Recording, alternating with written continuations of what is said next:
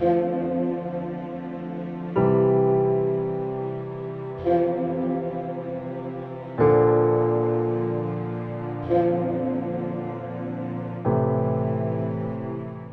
کلام میں سے ہمارے لیے آج کی تلاوت مقدس پولس رسول کا پہلا خط تسالونیکیوں کے نام، چوتھا باب، 13ویں سے 18ویں آیت مقدسہ۔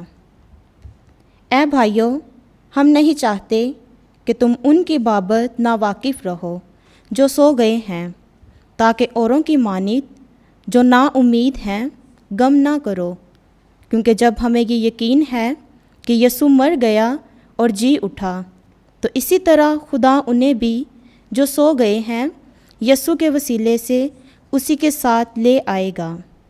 چنانچہ ہم تم سے خداوند کے کلام کے مطابق یہ کہتے ہیں کہ ہم جو زندہ ہیں اور خداوند کے آنے تک باقی رہیں گے، ان سے جو سو گئے ہیں آگے نہ بڑھیں گے، کیونکہ خداوند خود للکار اور مقرب فرشتے کی آواز اور خدا کے نرسنگے کے ساتھ آسمان سے اتر آئے گا، اور جو مسیح میں مر گئے ہیں وہ تو پہلے جی اٹھیں گے۔